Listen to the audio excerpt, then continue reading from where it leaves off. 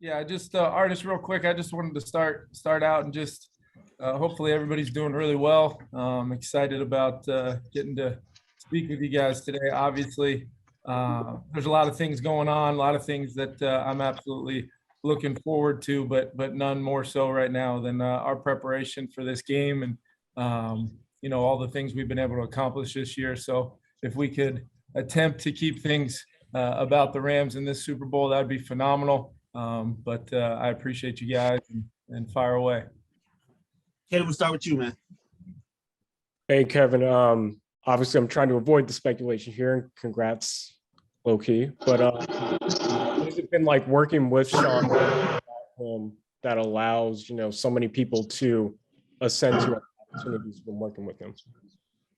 Yeah, it's a really good question, and it's a huge part of my growth and development as being able to be around Sean over this past 2 years and really grow personally, but also from a professional standpoint of the ability to coach this game and watch how a culture and communication and all the things that make up what makes this place so special and allows people like myself, our players, all the people that come to work every day to be at our very best.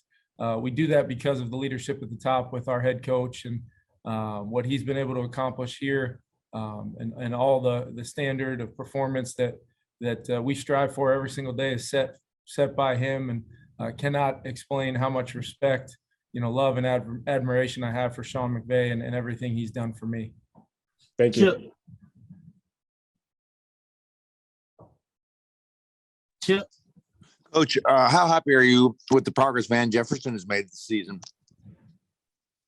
Oh, it's been a huge part of our season. You think back to some of the plays he was able to make as a rookie and he flashed here and there.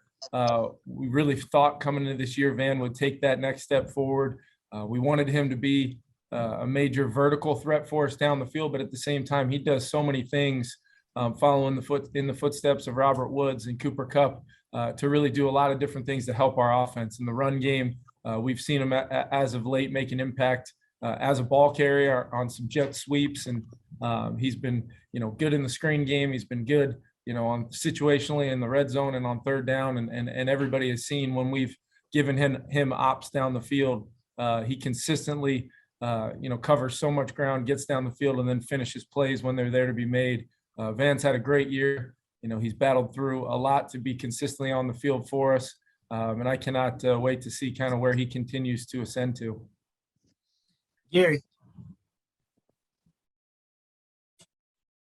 Hey, Kevin, you mentioned Sean, and I know your focus is totally on this game, but are there any other head coaches that have had an influence on you and have prepared you for when you do get an opportunity to become a head coach?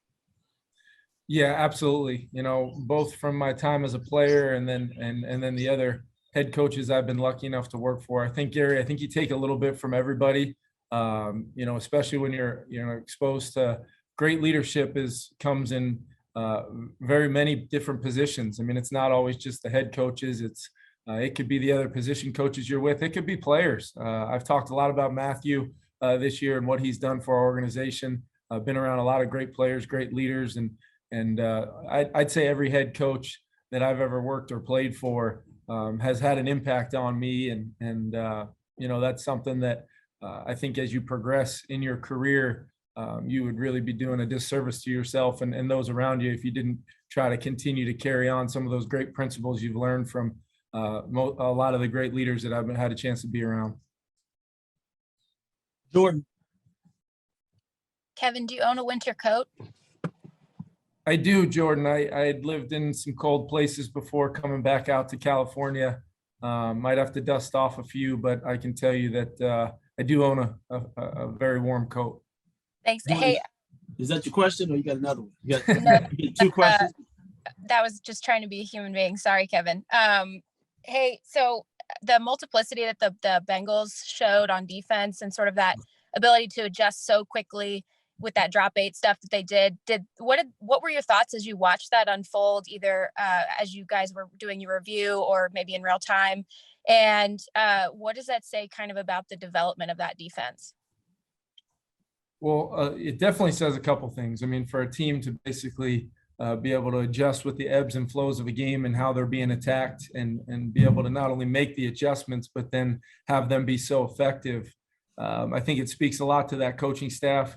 I think they've done a great job really intermixing some different people in different spots, but relying on some really good players. They're very, very good up front, active, strong, tough front to run the ball against. And then they've got two really good edge players.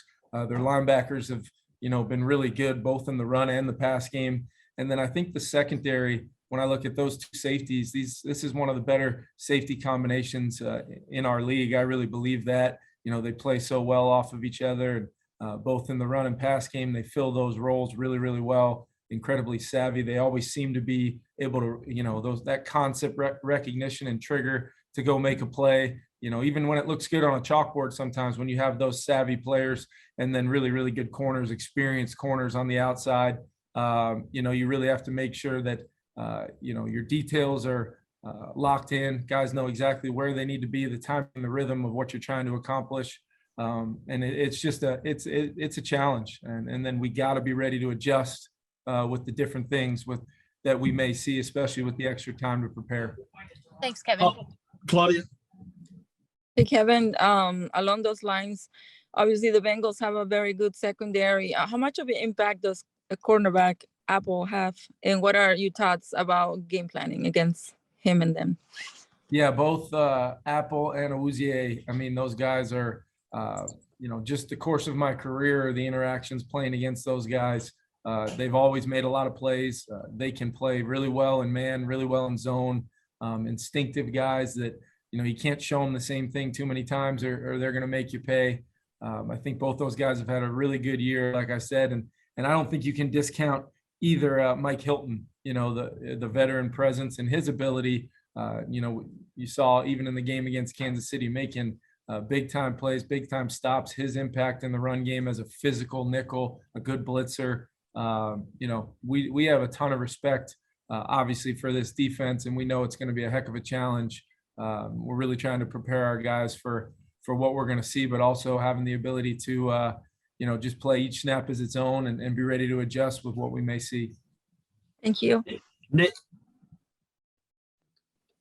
Hey, Kevin, can you just describe just the overall relationship that you've been able to develop with Matthew Stafford over the course of the season, obviously regular season and playoffs, to where you are now? And what have you learned the most about him? Yeah, I told him this the other day. I try to tell him as much as I can, just how thankful I am for the opportunity to really, for him to come in here my second year. I'm still growing every single day as a coach, and to get a chance to be around a quarterback like I have this year. I've got so much respect for the physical ability and the talent that he plays the game with, his ability to see the whole field, his ability to process a lot of information, both pre and post snap. I mean, it's everything that you look for in a quarterback. But then I've talked to you guys about this all season long. His impact really on our football team, our organization, every facet of our organization has felt, a positive influence from Matthew that's made us all better. That's what you hope for when you go get a guy like that. And then, obviously that 3.5 hour window of 4 quarters on each and every Sunday where he's delivered for us time and time again, overcoming adversity when we need us, always leading from out in front. He's got one more game for us this year, and I know he's so focused on continuing to do what he's done at a really high level and try to get us a victory. Emmanuel. Hey, Kevin, what do you think allowed Cooper to make such a big jump from last year to this year? And then also, why is he so effective at getting open? Yeah, it's I think, speaking about Matthew, I think their relationship from day one, we were joking about it the other day. If you added up all the hours that those two have spent together, kind of one-on-one in the quarterback room, in that setting, outside of the scheduled meeting time, it would make up a lot of time, and people probably wouldn't even believe it. Pre-practice, post-practice, early in the morning, when they stay late, he works like a quarterback. He thinks like a quarterback, but he just happens to be one of the best separators at the receiver position in the league. His impact on our team, his ability to apply previous experiences to the next rep, whether it's in game. It could be from 6 weeks ago. It could be from 2 or 3 years ago.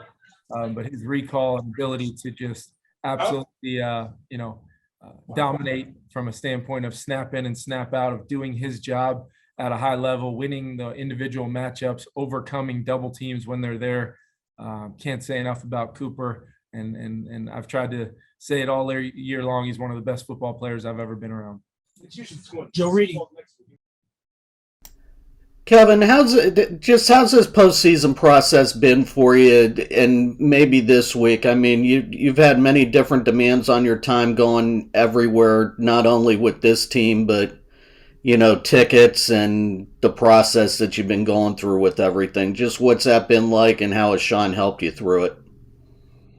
You just said it. I mean, he's been phenomenal in so many ways for me personally through this whole process, both just from our relationship standpoint, the support, the communication, the guidance, all of those things have been super helpful for me. As far as rolling into this week, this is my first time, going through this process. I, lost in a couple AFC championship games as a player. Obviously we made the playoffs last year, but getting to this phase, you just know, you learn that you've got to try to just compartmentalize, use every moment that you possibly can when you're not sleeping to be doing something productive for whatever you may be trying to accomplish at that given moment. And first and foremost, remembering that, I have a critical job here to make sure that I'm giving our team and helping give our team the best possible chance to go beat the Bengals, because it's going to be a real challenge, and we know that, and we're really trying to make use of the extra time as well. All right, we got three quick ones here. Katie, Kevin, and Dennis. Go with you, Katie. Hi there. I'm curious, when it comes to incorporating Odell into your offense, if there's anything you've thought about from your own life, being the new guy in a room or in an organization, that kind of will always stuck in your mind that really helped you out. And, whether it's that or whether you can just comment more briefly on, the way he's really caught up to speed. Yeah, I think the big thing when I look at Odell's time here so far from really day one when he got here, he's got a great personality. He's got a great demeanor. The guys love being around him. We love being around him as coaches. But then all of a sudden you learn this guy loves football. He loves to compete. And when a guy's as talented as Odell is, and you also get the sense that he loves football, he loves playing the game, loves competing, that's going to bode really well to coaching him, because he's going to be receptive to things that may help him get his best, whether it's plays, techniques, fundamentals, his ability to catch the football at such a high level in traffic has been, everybody's seen what he's been able to do from that standpoint. But as far as being, a new person into an organization, I think, you can take a lot from Odell as far as, that personality, that joy that you bring every day to, have an impact on those around you and make them better versions of themselves. I've talked about Matthew. Odell deserves a ton of credit for his ability to come into our organization mid-season to what's been a very successful offense and still really find his own way and his own purpose to going about things every day. But it starts with who he is as a person and the fact that he loves playing football. Kevin. Morning, Kevin. Morning. Understand your focus is on the game, but you're in a more authoritative position than you were a week ago to talk about issues even bigger than a Super Bowl. Specifically, what would you hope to do, and would it be a priority for you to try to further the diversity in NFL head coaching as you become, in your role as a head coach? Yeah, if that opportunity ends up being something I get to do, it's very, very important to me. As I've been really lucky enough to talk to some great teams through the past few weeks, and each and every time, making it very, very evident that that's a big part of the plan that would be in place. Obviously, you want to get great coaches. You want to get guys that share your vision and belief on how you want to build a special culture to help put the players in great situations to be at their best. But there's some really good, diverse coaches out there that are some of the best coaches in our league. Some of the best coaches I've ever been around that deserve genuine opportunities to grow. They deserve genuine opportunities to be in the quarterback room, be in the coordinator positions. That's a real thing because I've experienced it myself. If you get into those situations and you're obviously capable and willing to work as hard as you possibly can, people will take note, and there's no reason why that opportunity can't be for everyone.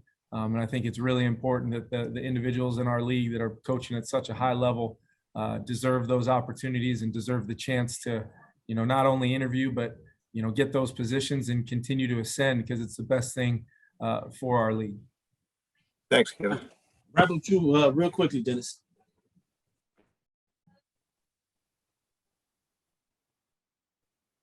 I'm Can't not hear getting you, Dennis there. Can you guys hear him? No, we can't hear you. Oh, I'm man. sorry. Okay, we got Kevin, it. can you hear me now? There you go. You're good. Okay. Talk about the work of the offensive line and protecting Stafford all season long. Yeah, I think when it's really easy to with the type of players we have and the quarterback we have to get really creative in the pass game and draw up a lot of cool concepts and routes on a chalkboard that, make you feel like you can, attack any coverage, and all that's great until you got to go play against some of the fronts that you have to play against, and to try to consistently block, defenses that are spending a lot of, obviously spending a lot of time and energy and equity on building those fronts to make life difficult for the quarterback. Our offensive line has done a great job this year. Time and time again, no matter what you try to do from a scheme standpoint, coaching at this level is they're able to attack you in ways where it comes down to, guys winning their one-on-one matchups, because the defenses are always going to be able to create them in some capacity. So for our guys, obviously starting with Brian in the middle, and then Dave and Corbs at the guard spots, and then Witt, and obviously Big Rob. And I would be not doing my job if I didn't mention Joe Noteboom. Obviously the rest of our guys have done a great job, but it speaks so highly to Kevin Carberry to come in here in 1 year and really, kind of teach that room and grow that room in a way where it's taken us to where we are today, where we're very, very confident in that group up front. They've continued to meet the challenge time and time again. We put a lot on their plate, and they've answered the bell every single time. Those guys deserve a ton of credit for our offensive success this year.